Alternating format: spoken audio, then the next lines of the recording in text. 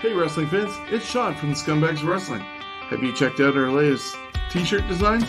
It's inspired by our friends over at London Comic Con. Nigel Lewis of NCL Studios came up with this amazing design of a comic book cover. It features 22 stars of the Ontario independent wrestling scene, including Cody Deaner, Jody Threat, Casey Spinelli, Tyson Dukes, Brent Banks, Tarek, Sebastian Suave, Halal Beefcake, graduates of the Tyson Dukes Wrestle Factory, and many more. You can get your t-shirt for just $30 or buy the poster for $15. Proceeds from this sale are going to go to Sick Kids Hospital in Toronto on behalf of Steven's wrestling journey. Steven's an 8-year-old fighting Chiari malformation, and they're searching for a cure. You can contact me either through our Facebook page, Scumbags of Wrestling, or email me at scumbagswrestling@gmail.com. Get yourself a great t-shirt with an amazing design and help a wonderful cause at the same time. So contact me today and get your shirt or poster.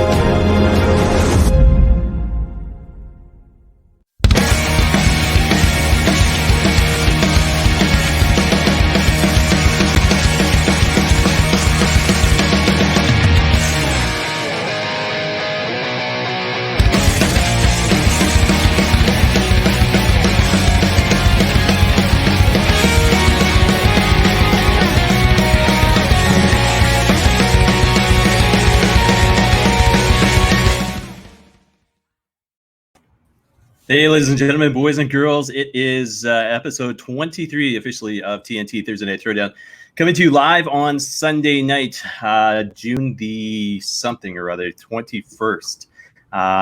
We Shawn with the sign language going there. So we had a show planned for Thursday, and then all of a sudden, next thing you know, I wasn't feeling the best, feeling like I was going to throw up. Yeah, pretty much at any given moment. So I was like, you know what? There's no way I can go through an hour show. So again, we're going to go Friday, and then just timing worked out to do it better today. You'll see the next episode, number 24, take place this coming Thursday. And then we got a live, I think as far as we know, a special live episode of Fantasy Warfare Tournament coming up this coming Wednesday. So timing will be determined. Looking probably.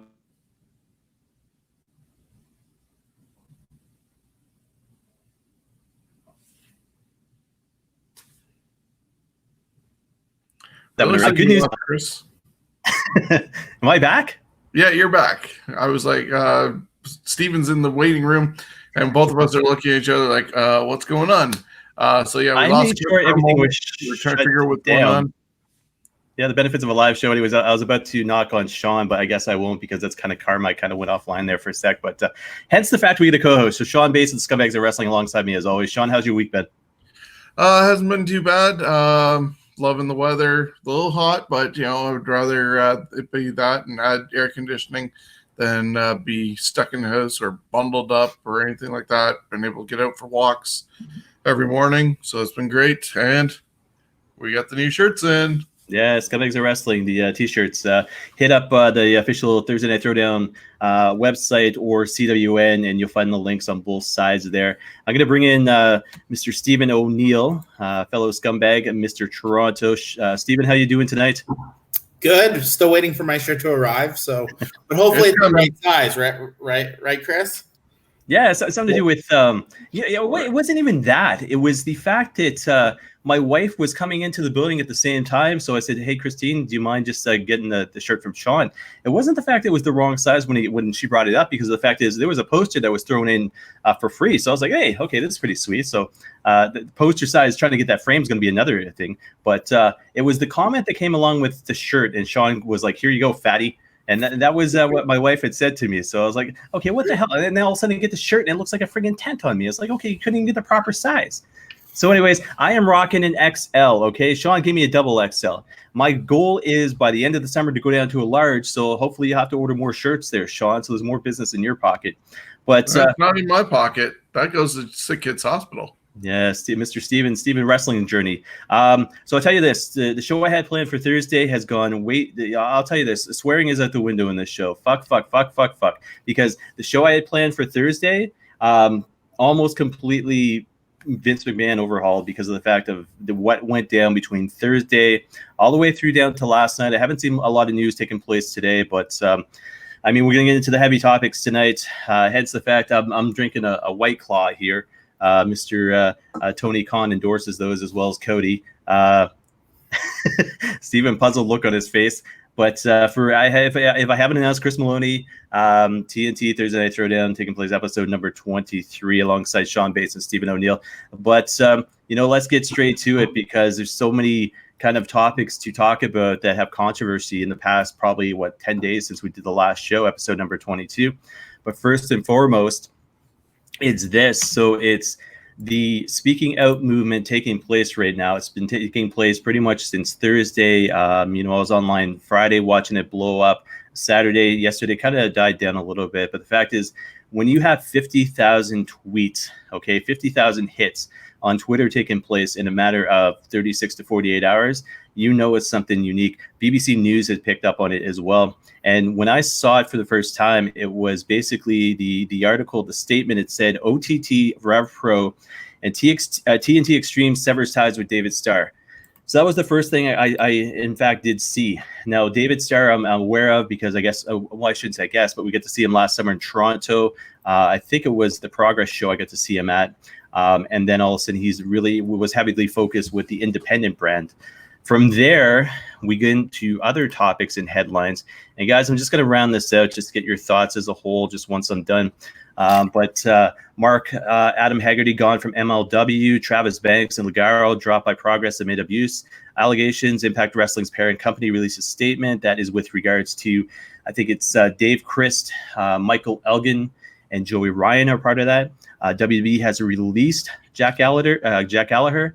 Dave Lagana, vice president of NWA Wrestling, is gone. WWE issues a no tolerance statement with regards to Matt Riddle, Ligaro, and Jordan Devlin. Then another topic that started right after the David Starr thing was they were looking into abuse allegations made against Jordan Devlin. Guys, it was all over the place, and that was just kind of the bigger names in the business that were being talked about as far as the dirt sheets, so to speak. The one that hit home for me, and I this was unexpected when I was reading this yesterday, was our own Kyle Boone, former guest of this show, very heavy with regards to the Smash Wrestling promotion. He has branched out, working for other promotions as well. The story that he released online was absolutely atrocious. I could not believe what I was reading. I understand back in the day, the 80s and 90s, things were a little bit different. The hazing process, the pay your dues process, all this sort of shit. But the fact is, it's 2020.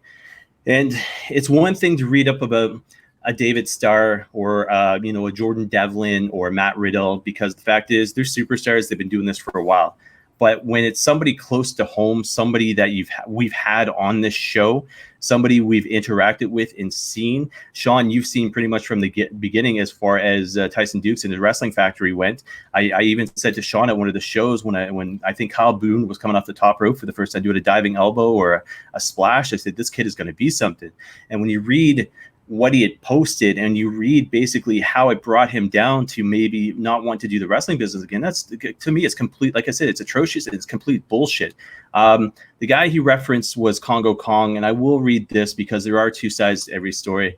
Congo Kong stated about 23 hours ago on Twitter, "We live in a different society than when I started in this business, and back then it was uncommon to rip rookies.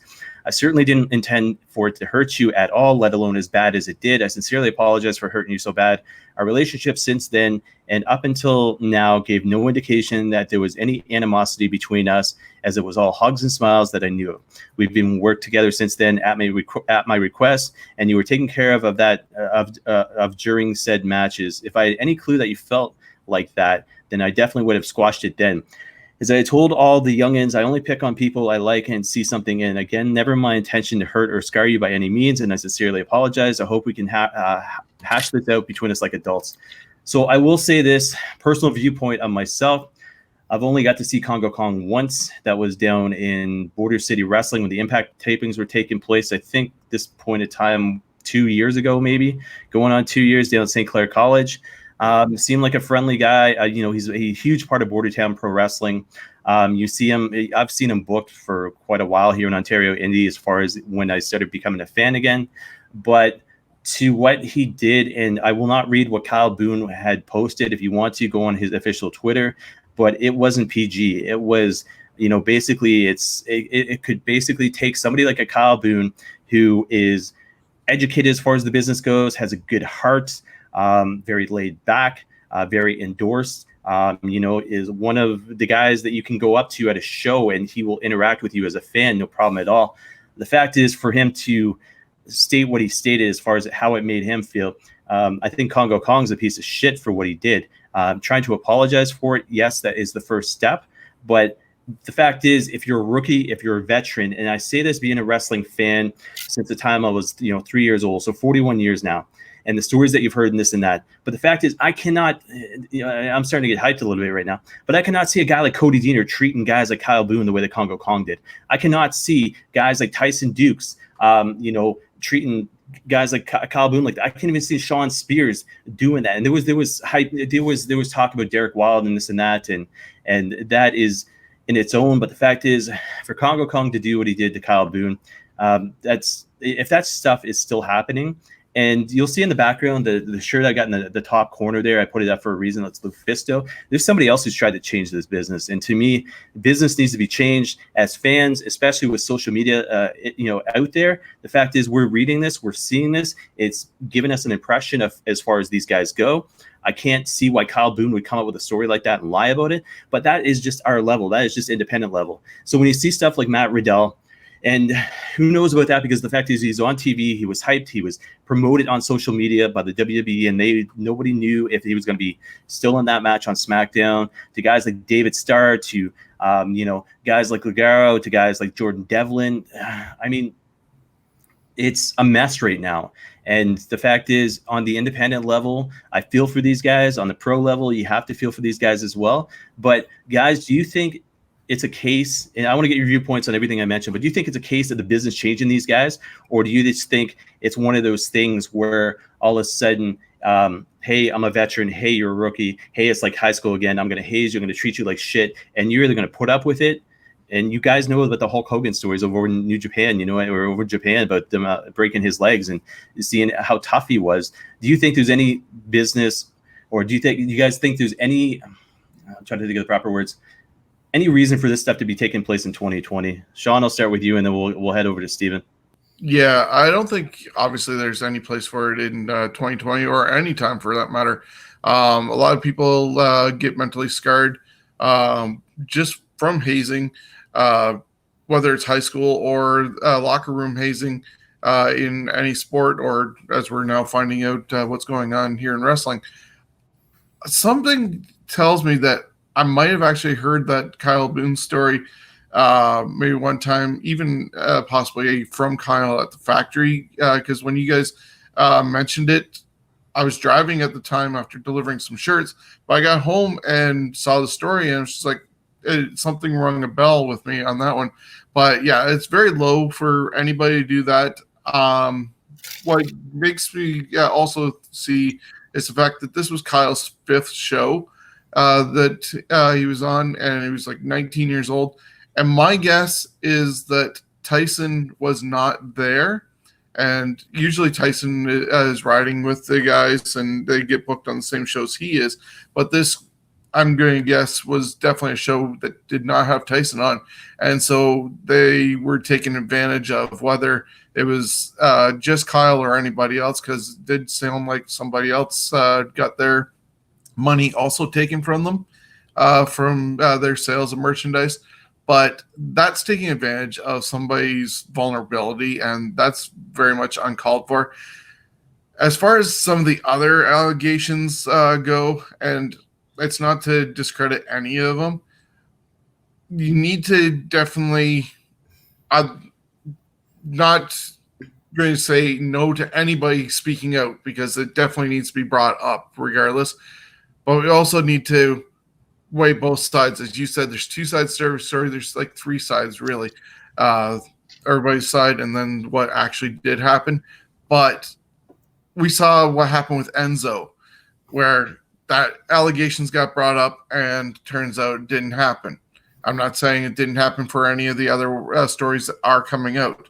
We need to, first and foremost, investigate and know what's going on the whole story, because we even saw a deal with Rich Swann and Su Young.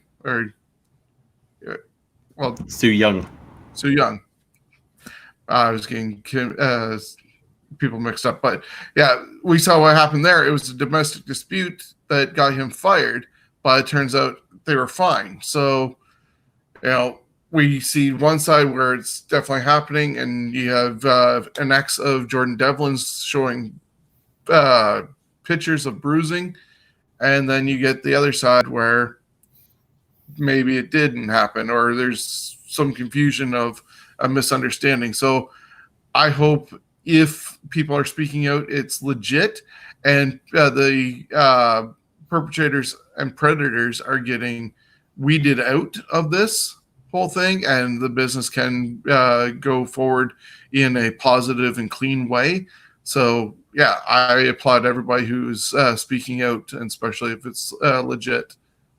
Steven?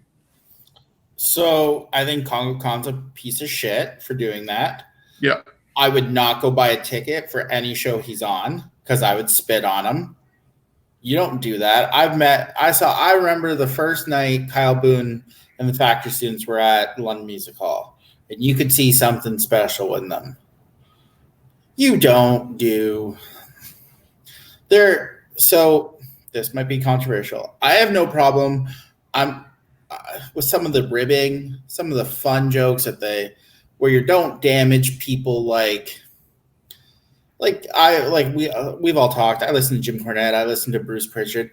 There's some funny rib stories where they used to put like a lock on someone's stuff, or not like, you fucking piece of shit Congo Kong. Like that. No. No, thank you. That's not funny. That has no place in any business in wrestling. I hope he doesn't get booked anymore because he's a piece of shit. Did I mention that? Because no. Some of the other allegations, I'm like Shawn, some of them I'm not going to pass judgment. I mean, I've been trying to follow up as much as I can with them. I hope people are actually being truthful. I know the three of us has been, though there's one in particular that raised some red flags to me, because you can't have a screenshot of a conversation with the picture that was only put up a week and a half ago. And if it's supposed to be from 2 years ago or multiple years ago, that brings discredit to the real issues. And we weren't there, but if the profile picture that you supposedly had a conversation with, that's only been up for a week and a half, but this is 2+ years ago, that there's just, I want them to be real. I don't want them to make people to be intentionally going out to ruin people's careers. Does that make sense? I believe if you're speaking out, be honest, be open about it. But what scares me is if someone's got a vendetta, an ex that's just trying to ruin their ex's career, that can, as we've seen, it can end someone's career doing professional wrestling. So if they're doing it to be vindictive, I don't agree with it. If it's legit, I'll stand behind that person 100%. So what Steven's referencing, by the way, is Jim Cornette and the stories that came out about him. Guys, your guys' take on Matt Riddle, because the fact is, here's a guy who you knew was going to debut on SmackDown. No idea what the match was, by the way, for me anyways, personally. Then all of a sudden you go on WWE.com Friday. There was no mention of Matt Riddle at all. Podcasters weren't sure what was going to take place that night. And then sure enough, you see him on TV and he's hyped. And he was one of the first guys to have allegations against him. And yet the WWE has seemingly, and this isn't fact, but has seemingly put their money behind this guy. All of a sudden, he presents a lawyer's letter online that states that this girl has pretty much been stalking him and his wife for the past 2 years. Guys, what do you do as wrestling fans? Whose side do you take in that? Do you again, is it the case like an Enzo Amore where all of a sudden he got burned and never really returned to wrestling? But the fact is, when facts came out, Enzo was free and clear? Or do we automatically, because there's so much movement taking place right now, automatically, go on the side of caution and be like, well, Matt Riddle is going to be guilty as well. So why is the WWE pushing him? Like, are you guys offended that we saw Matt Riddle on SmackDown this past Friday and the way that he was booked? Not at all. Also, it was recorded earlier in the week. So with the significance of that segment that he was in, confronting AJ, then doing the match against AJ Styles, that's a huge chunk of a 2-hour show that would have to have been replaced. They had their statement about not tolerating stuff like that. But once again, innocent until proven guilty.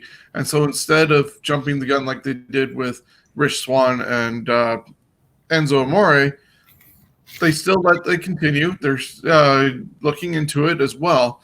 And if something does come about it, I think the same thing happened also with Velveteen Dream over on NXT, some allegations.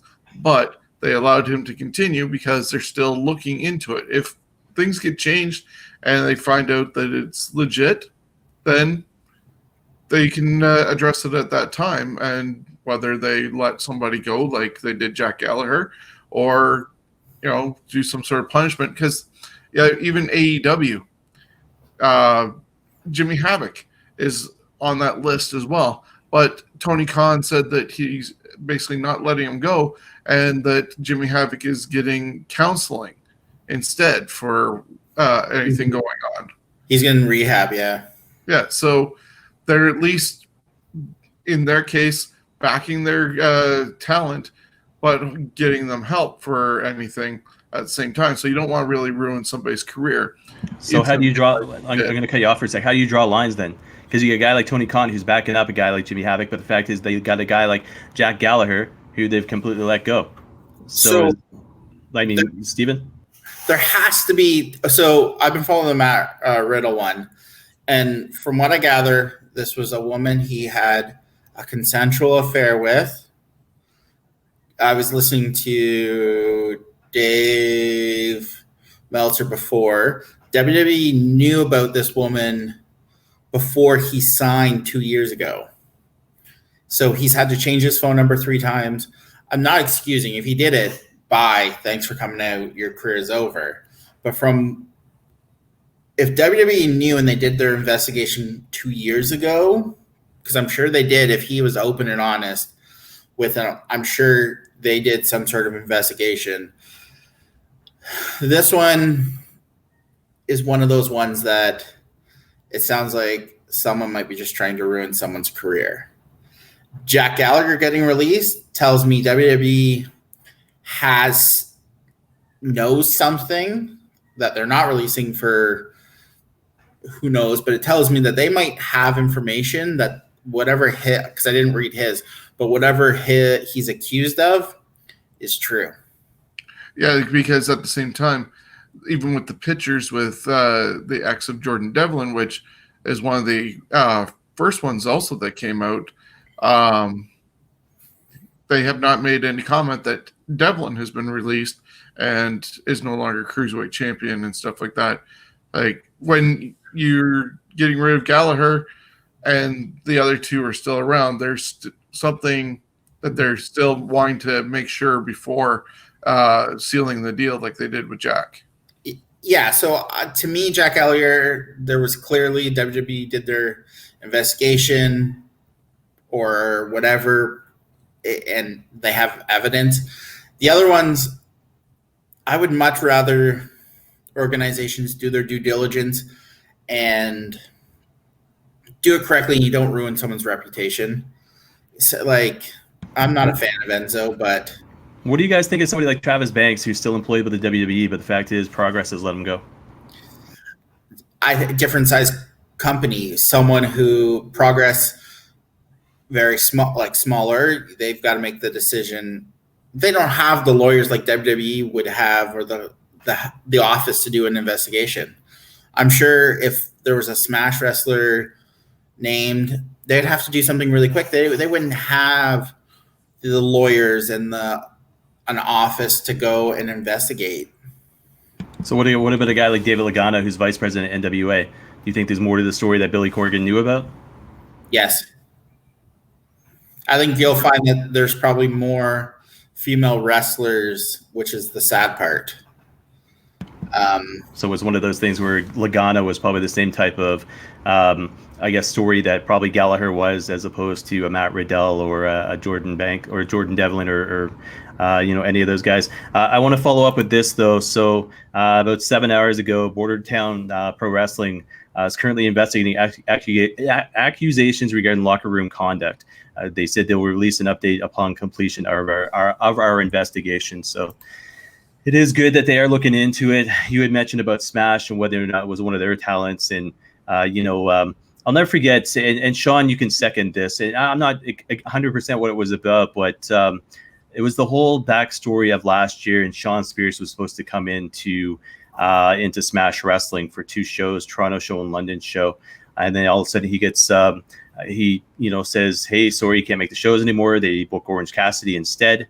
And there's a whole big backstory that nobody had talked about, and people had heard rumblings and this and that, but the fact is nobody kind of knew about things.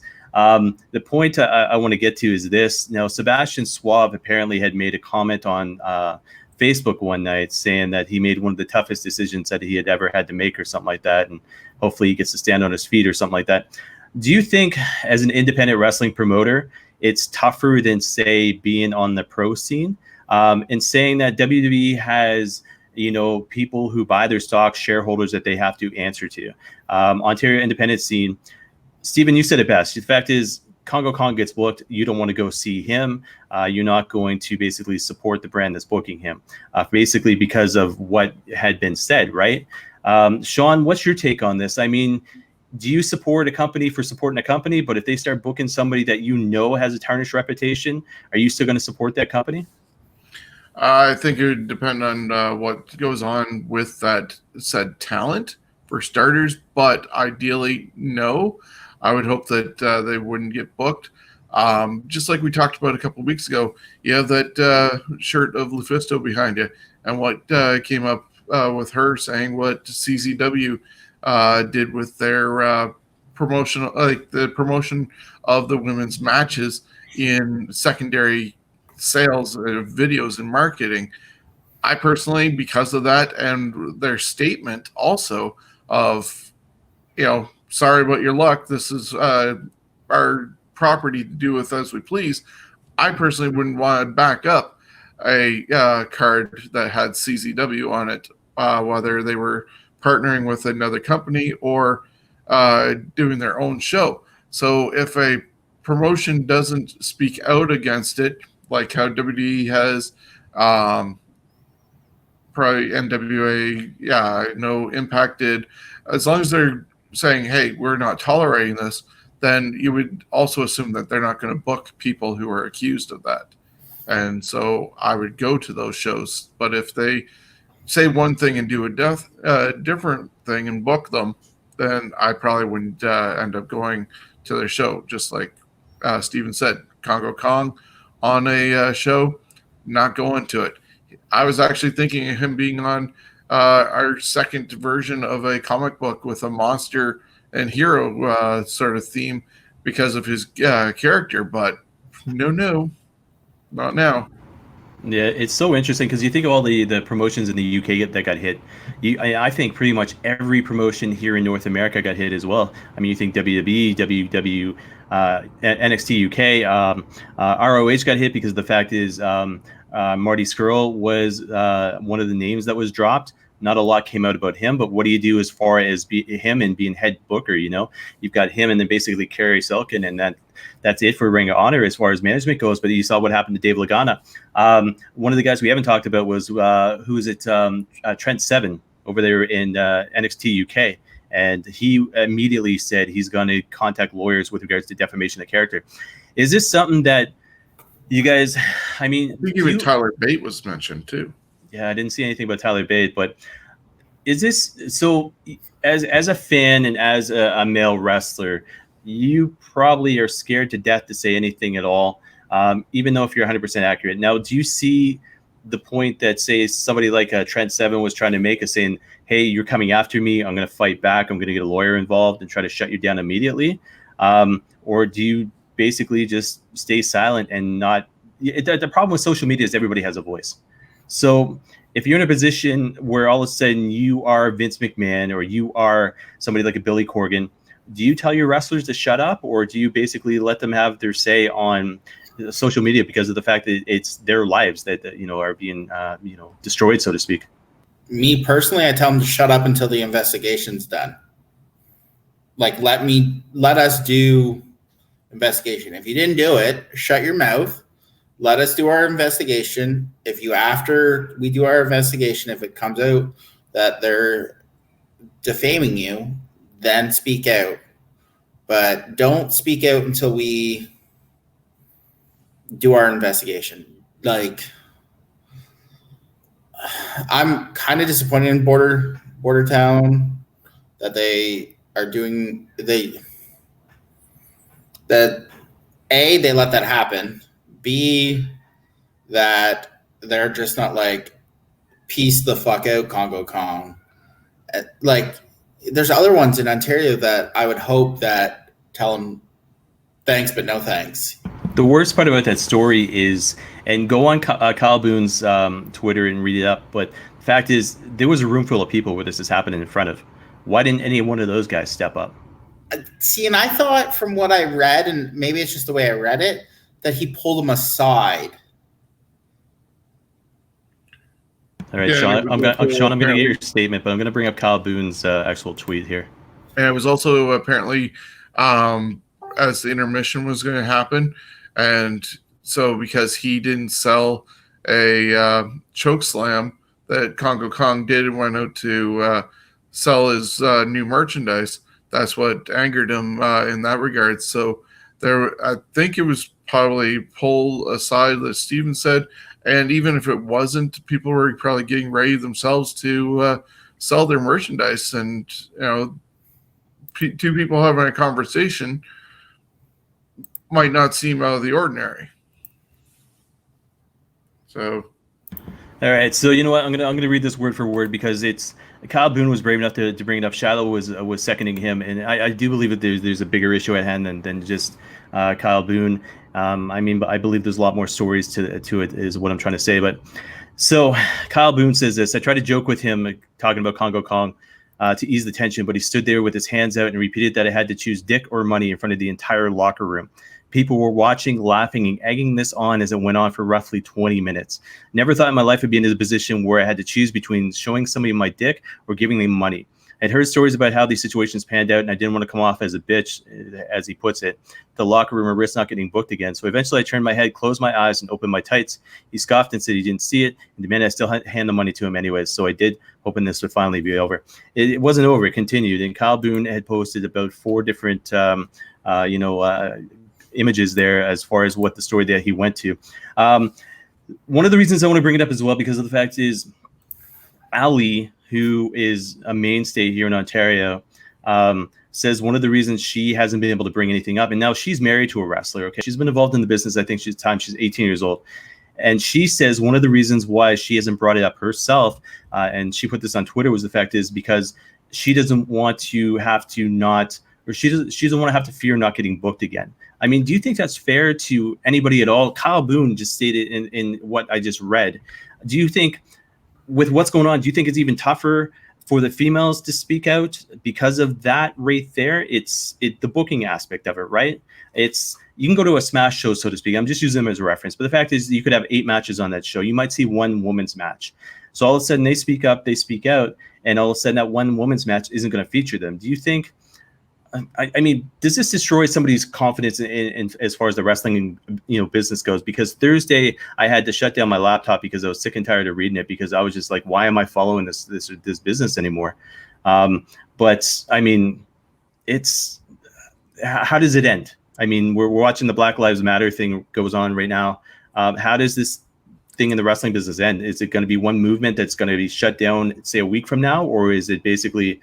Is it fans like us talking about it? Is it protesting against guys being part of shows? Like, how do you solve this in the wrestling business as longtime fans? Steven, maybe start with you. It's going to take protests.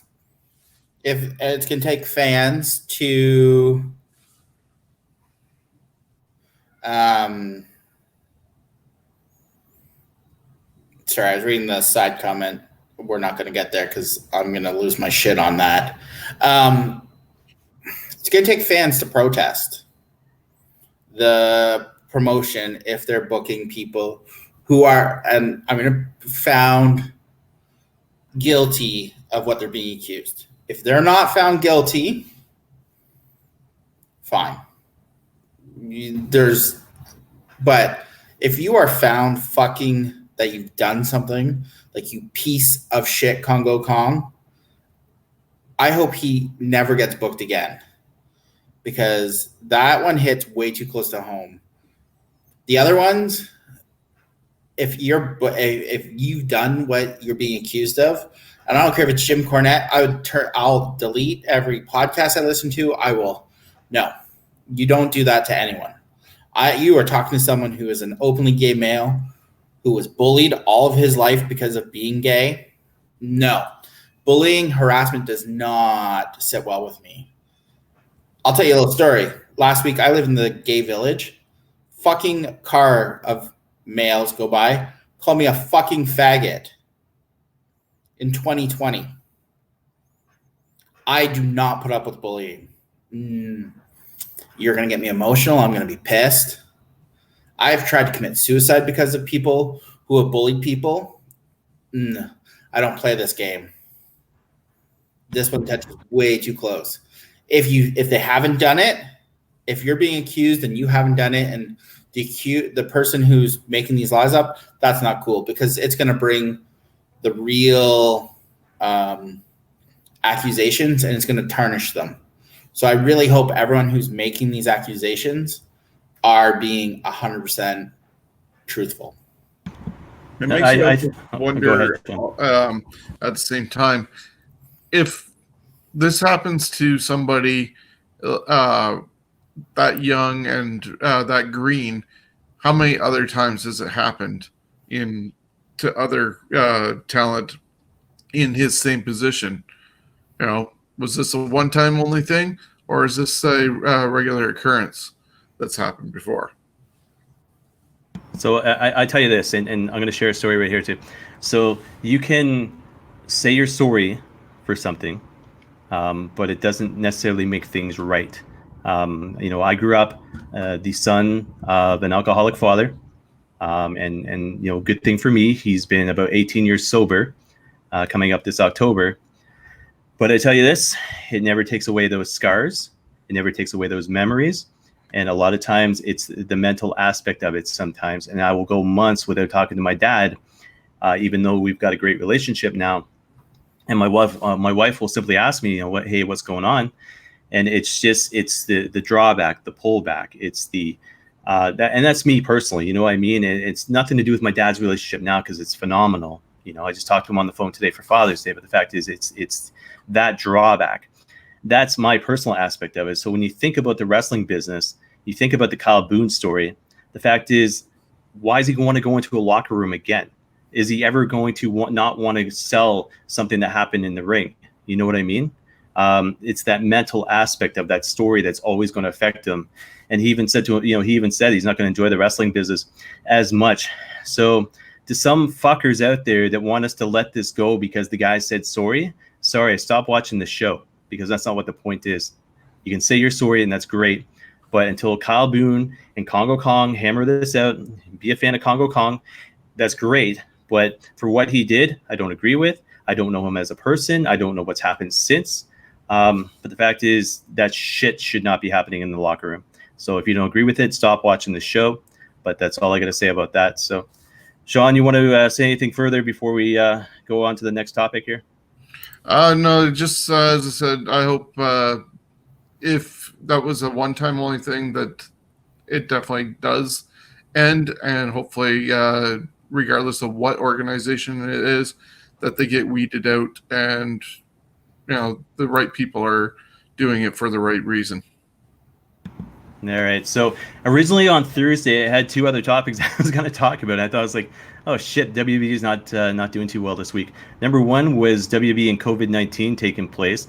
Fans showing up without masks, and the next thing you know, Kevin Owens saying "see you later," hightailing it back to Quebec, because apparently his wife's grandparent had passed away, and he didn't want to contact COVID for the sake of his family, so he missed the tapings this past Wednesday. Fans apparently in attendance, back and forth stories about having to wear a mask, not having to wear a mask. Fans apparently being friends and family of the talent that were down there. That was topic number one. Topic number two was the whole Crown Jewel lawsuit that apparently is taking place right now. And you guys will remember with regards to the hostage situation as it had taken place. I don't think it was the last Crown Jewel, but I think it was the one before it.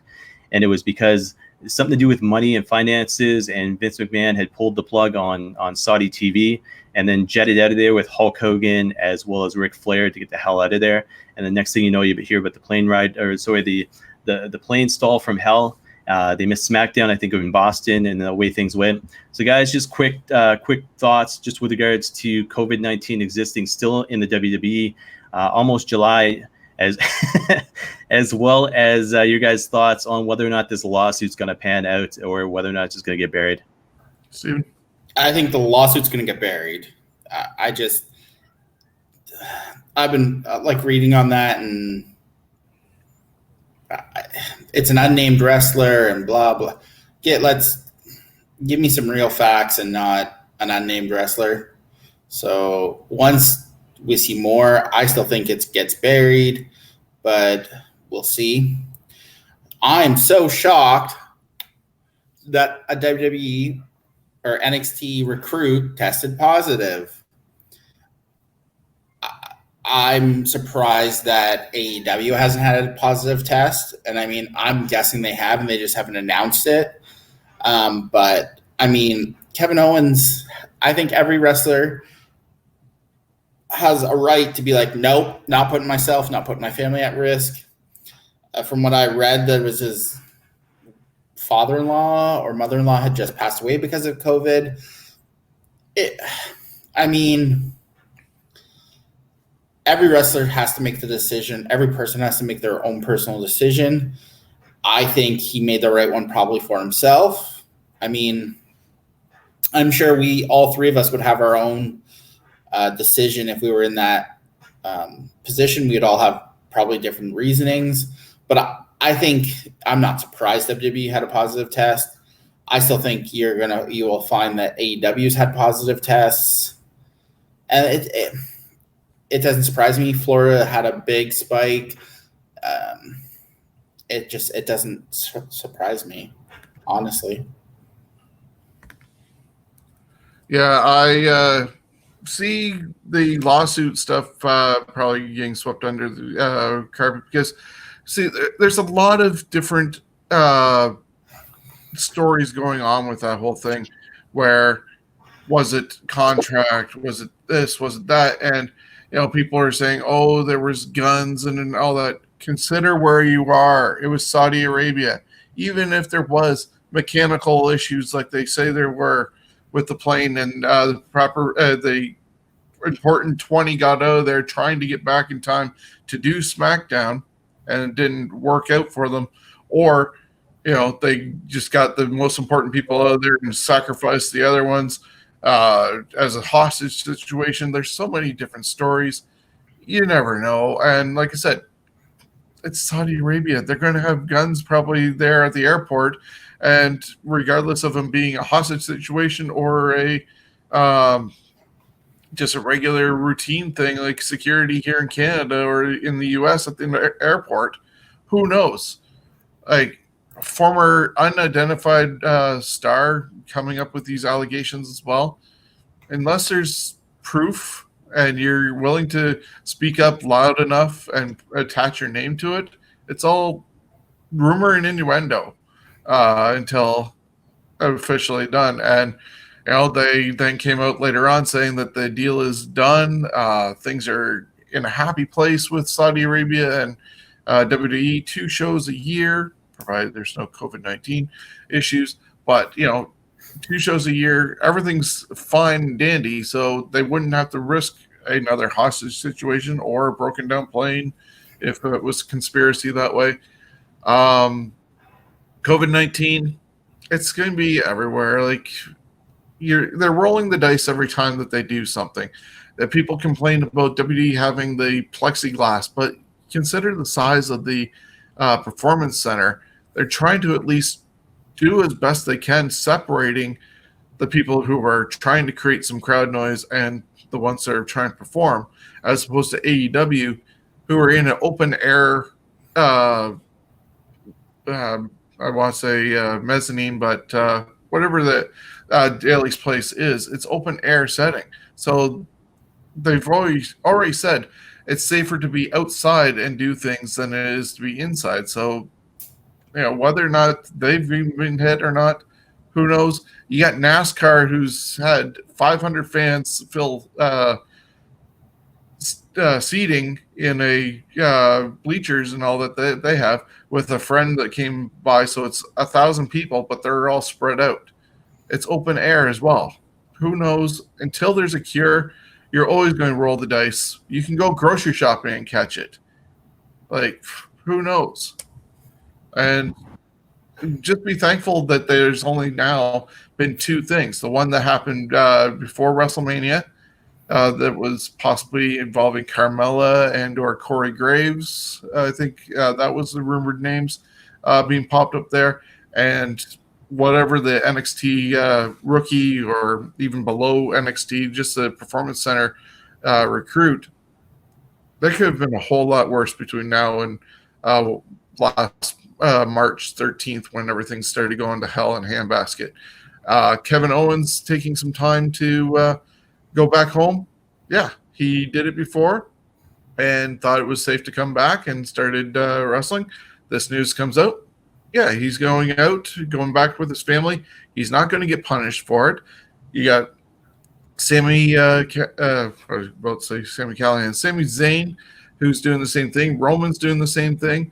And once everything's cleared up, everybody will be welcomed back and reintroduced.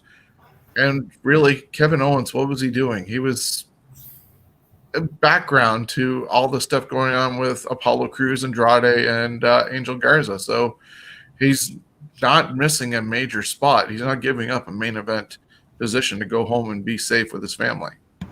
Yeah, but he did dress up with that tie to do commentary, though. That was classic. Very much so.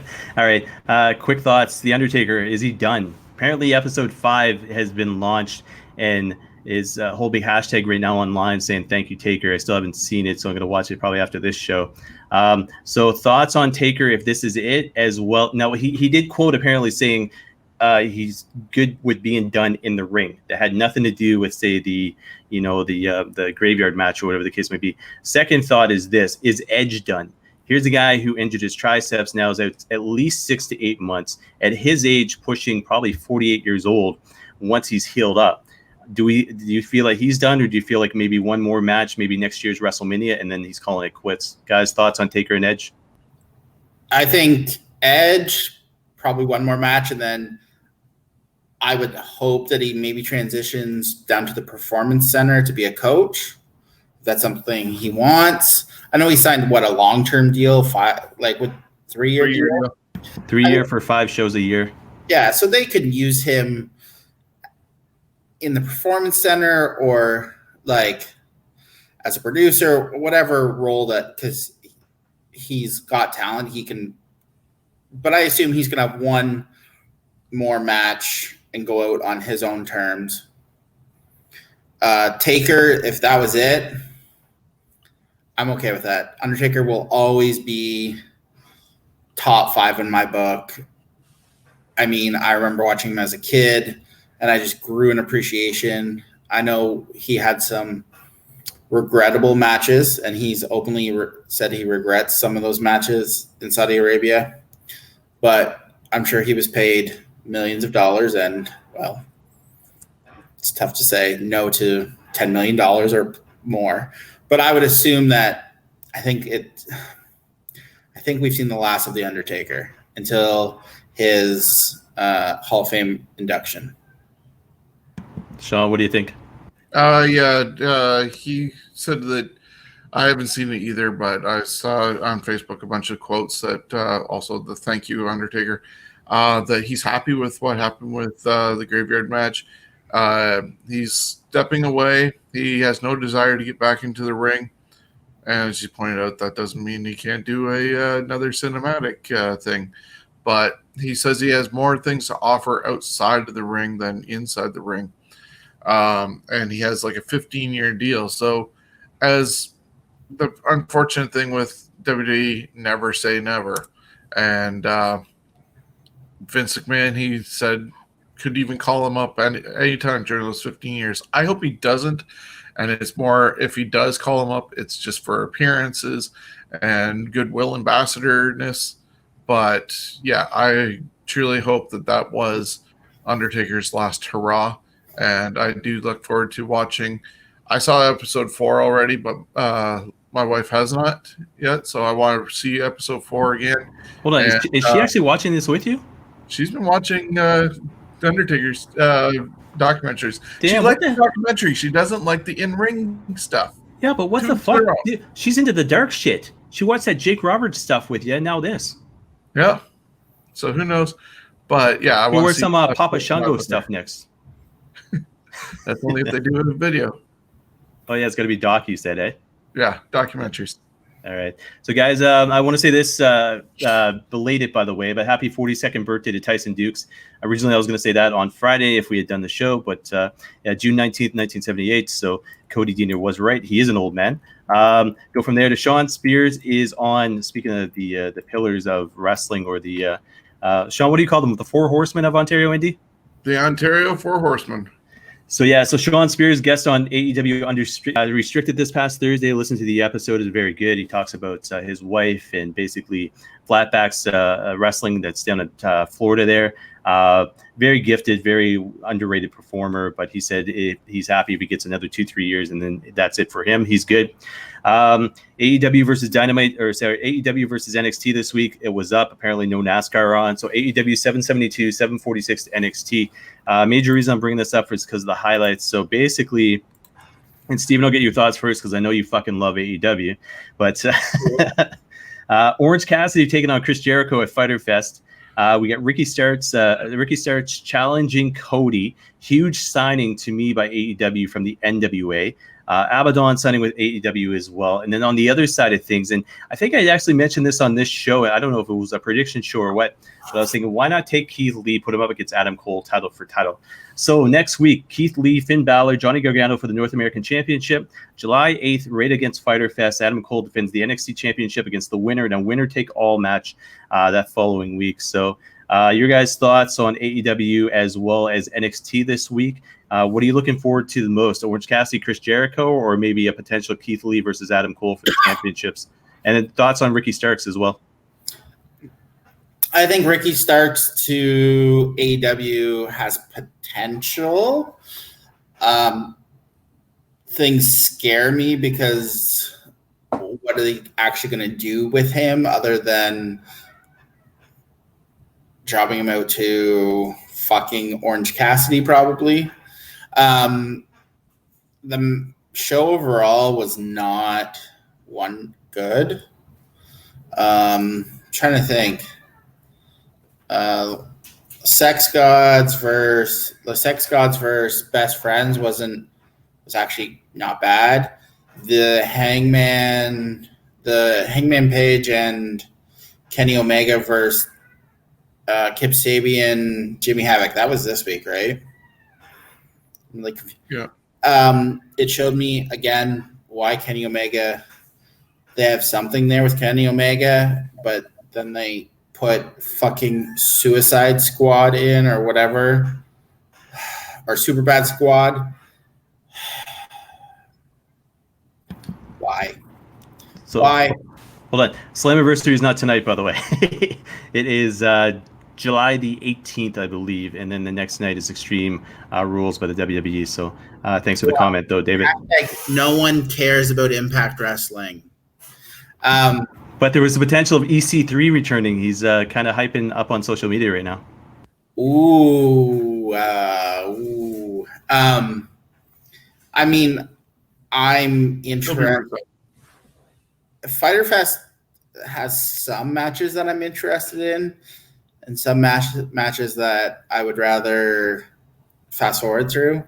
I think it'll be interesting. I think Keith Lee versus Adam Cole, if it's title versus title, you'll know if Adam Cole has re-signed because I think his contract's up in August.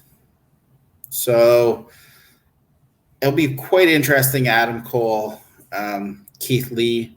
I also don't think we'll get a true finish. I think there'll be some sort of screwy interference. So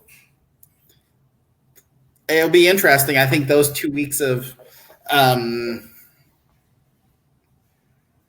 Fest versus NXT will be interesting. We'll see what they also do. Sean, what are you looking forward to more? Orange Cassidy, Jericho, or basically the potential of somebody owning both championships at NXT there? Yeah, I think that has a lot of potential with the NXT scenario, and they're putting it on the second night of Fyter Fest against it, so it's probably where they're going to position it in the Moxley versus Cage sort of counter to that. I don't mind the whole Jericho and Orange Cassidy. At least it looks like Jericho's willing to work with others, maybe even if they're below his status. Ricky Starks, good addition, but I see him being in the same mix with Sammy Guevara, Jungle Boy, MJF, and Darby Allin, that sort of level. It's good, but at the same time, they keep on adding people without developing the people that they already have. I'm okay if they're adding people that were getting rid of fucking some of the, like, Marco fucking Stunt and some of the fucking morons they have. Can we talk about the crazy bitch they had that they've signed? We'll wait till this coming Thursday to talk about that because we're running short on time. Last couple of things I want to touch on. Stephen, don't worry. you can rant on Marco Stunt and Abaddon.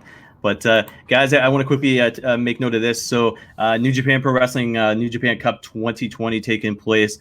First round of the left-hand side bracket is done. So Togi Makabe advances, taking on Tomohiro Ishii. Toru Yano advances, taking on Hiromu Takahashi. Okada's taking on Yuji Nagata. That was one of those matches I still have to see because apparently it was Minoru Suzuki against Nagata, just a hard-hitting match. People predicted Suzuki to win, to take on Okada. That is not happening. So Nagata taking on Okada. And then you've got Kanemaru, I will eventually get that name right, taking on Taiji Ishimori.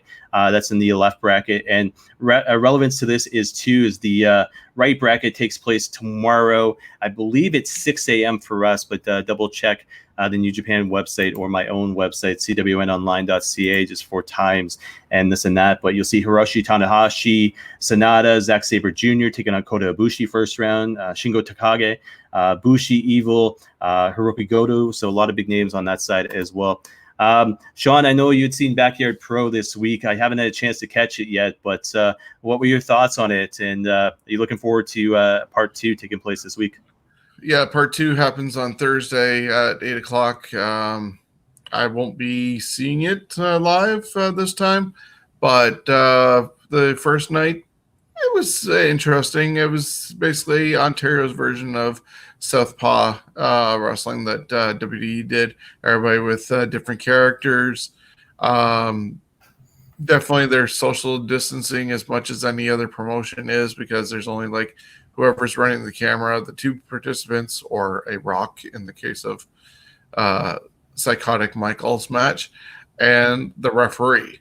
So everything else is overdubbed, whether it's John Greed or Microphone doing the commentating. It's fun for what it is. I know in Steven's case, he doesn't like his comedy. Comedy, not dumb comedy. But when you go into it knowing what it is willingly, as opposed to it being sprung on you mid-show, where you're just like, okay, I just had a really great match followed by this, I can get that. But when the whole show is premise on that, you know, what you're getting before you click on. I just can't get into it. Totally understandable. To each their own. Hey, Shawn, what was a better highlight? Psycho Mike against The Rock or Brad Myers getting tossed into the lake? Probably Psycho Mike and The Rock. And The Rock. It's basically what we've seen before with Psycho Mike against his conscience, except for in this case there was a rock. So we know what he can do when he's just wrestling himself. So I got to make note of this because I was going to go over some indie highlights for the West Coast, but I will say this. Wrestling is coming back. Life is coming back to normal. I say that because, look, I haven't been able to do this in a while. Picked up my latest LJN figure, Jesse the Body Ventura. Tomorrow, that was my Father's Day gift to myself, by the way. Tomorrow, I get one more. Problem is, he didn't have a price tag on it. So Mr. Fuji is being held at Heroes Comics for me. So I can't wait for that tomorrow. But fact is, life's continuing. Heroes used to be a mainstay for me because anytime there was a Smash show at London Music Hall, usually I'd go to Heroes first and then over to the Music Hall. There'd be tons of times I'd have the LJN figures in my backpack entering the Music Hall at Smash event. But something that's close to our hearts is this here. Steven, what's going on at the Fantasy Warfare Tournament? We went through round 1. Kind of surprising too. I think it was Jericho ended up winning the first one there, and it is available on YouTube on the CWN online YouTube page as well as the TNT YouTube page. But episode 2, and just because of timing and scheduling, everything else, We are going to do it, I think, live Wednesday. Stay tuned. That will be round 2, bracket 2. So we're calling it the South bracket. Big time matches happening in this one as well. I think all 4 have big time matches taking place. Shawn, I think you're Macho Man and Hulk Hogan and this one coming up, so it'll be interesting where that one goes. Steven, why don't you talk about Fantasy Warfare Tournament and where we're going with it? Well, we started with, I think the original plan was 16, and then we all kind of started talking about how can you just pick 16? Let's go to 32. And then we were talking more, and then we realized we had to go to 64. We all, the 3 of us plus Jonesy, picked 16 each. They were then randomly put into a bracket on I'm guessing, a website, and the brackets were randomly picked. We did last week, which is up. We're going live this Wednesday, we believe. Yeah, it's 99% confirmed, but yeah, it'll be live Wednesday. And then the following Wednesday, what day is that? Hold on, let me pull up my calendar. Following Wednesday will be pre-recorded, but yeah, the thing is, it's every Wednesday leading up, I think, until July the 9th, where we have the Final 4 as part of Scumbags as well as TNT.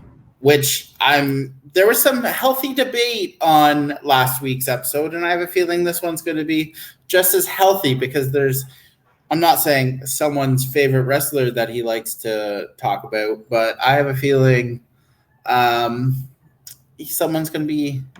Well, you'll be seeing Kenny Omega reference on that show, whether or not it's my T-shirt, the figures behind me, whatever the case may be. On the show. I can... bracket. What's that?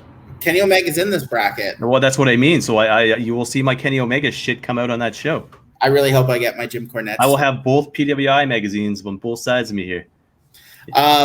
We had some interesting talk about the IWGP Heavyweight Championship. Some people mocked some of us who hold that into a higher standard than some other championships. I'm not mentioning names, Shawn, because Shawn was mocking us. That fucker Captain Sonny Albano. Yes, we were talking about how some people's IWGP championship outweighed something else, and Shawn then mockingly used that, even though he didn't know, and he incorrectly said Chris Jericho was the IWGP Heavyweight Champion. He was not. That's true. But I think it was there was 5 of us 3, Jonesy and Clarence from Midwestern. Yeah, Clarence Dewsome of Midwestern Wrestling there. So we had in between rounds, talk to Clarence. I think, not sure if we have a guest this week, but you have to tune in to find out. But I think it's going really well. I'm not going to lie. Chris Jericho was not who I was hoping to come out of that bracket. Something to do because I don't think he was the right person to come out of that bracket. But you have to watch and find out why Steven hates on a lot of things. So you'll either see 3 of us or 5 of us on the show. I think, Shawn, you went Chris Jericho all the way, didn't you? Yeah, Chris Jericho was my pick all the way through when I wrote out my brackets, and the bottom part of it got busted a bit with some of the picks that got eliminated, but Jericho survived the whole thing. So it is a fun show. It's not as formatted as this. I mean, there is a format that we do follow, but it's a lot of back and forth nonsense, and it is fun. It's something to get us through COVID and summertime and everything else. It's truly just our opinion. Yes, it truly is just that, because fact is, when it comes down to it, I will never agree with Steven's taste on Kenny Omega the same way I will never agree with his taste on Jim Cornette. Yeah, but let's realize, the more I shit on Kenny Omega, it's because of his AEW stuff. I've never once talked bad about him in New Japan. Okay, we'll agree to disagree on that, because I kind of agree with that. Shawn, what's going on with the Scumbags of Wrestling right now? Well, I'm going to use some of our banter and discussion that we just had here as part of the Scumbags podcast, which I did not get a chance to record this morning because I was out delivering. But going to put together some of our roundtable about the speaking out, and then also review quick results from different TV shows that happened this past week. I also want to just give a quick shout out. Scott Hunter just completed the promo tournament that he was doing, and Miss Becky, who is right here in London and a trainee at the Tyson Dukes Wrestle Factory, originally from Sudbury, though, she's the winner of it. It went down to the third fall of the final matchup with Chuck Bell. I believe Chuck is one of Evil Uno's students, and his last promo actually did impress me. Before that, he was doing a lot of just shouting at the camera. So it was a good final between them, and hopefully Scott Hunter does this again or somebody else picks up the idea. But Miss Becky picked up the victory. And so as far as Scumbags goes, also, we're selling T-shirts, as you saw in the commercial at the start of the show. T-shirts, $30, posters, $15, money going to Sick Kids Hospital in Toronto, Steven's Wrestling Journey. These are awesome. Everybody loves them. So don't miss out. Yeah, guys, you can check that out, facebook.com/groups/Scumbags of Wrestling. Like I said, you can also check that out on CWN, so the official website of mine. So CWN, #CWN online, and then CWNonline.ca. News, results, stories. You'll see the links on the side there as far as how to get in touch with Shawn as far as the T-shirts or the posters go. T-shirts are pretty cool. Posters are sweet. Turned out really, really well. So can't wait to see version 2 of the shirt. So that'll be pretty cool. But Shawn's gonna create. You know what? I like the monsters versus good guys thing. I think there'd be a good concept as far as shirts go. I will say this, guys, to basically end the show. So what we say here is basically our comments, our opinions. It's got nothing to do other than with that. I mean, the fact is, if we don't like something and we say we don't like it, it's not necessarily, I don't necessarily agree with Shawn. Sean's viewpoint doesn't necessarily agree with Steven, and so forth, you know? So when it all comes down to it, the fact is this. If I say something on the show, you agree or disagree with it, that's great, okay? But don't tell me how to do my job, and don't tell me how to do the show. If you don't like it, don't listen to it. But everybody's got an opinion. It doesn't mean it might mean it's right, but the fact is, I'm going to say my opinion on the show, and if you don't agree with it, that's great. But the fact is, everybody's got an opinion. I just want to say that the speaking out thing was unexpected. I didn't expect to wake up and see all of it. I didn't expect for it to have 50,000 hits on Twitter. But the fact is, it is something that has needed to be said for a long time. And the fact is, before that happened, like I said, Lufisto was trying to change things, and this is just more change that needs to happen as far as the wrestling business goes. So, guys, it's been fun. Can't wait till the next episode of Fantasy Warfare Tournament. Guys, anything else you want to say before we sign off? No, I'm looking forward to Wednesday. I'm looking forward to Wednesday, and fuck Congo Kong. And that will be that. So, guys, thanks for watching and listening, and we will see you all again this Thursday for the next edition of TNT Thursday Night Throwdown, and this coming Wednesday for the next edition of Fantasy Warfare Tournament. So, guys, thank you very much, and take care. Have a good one.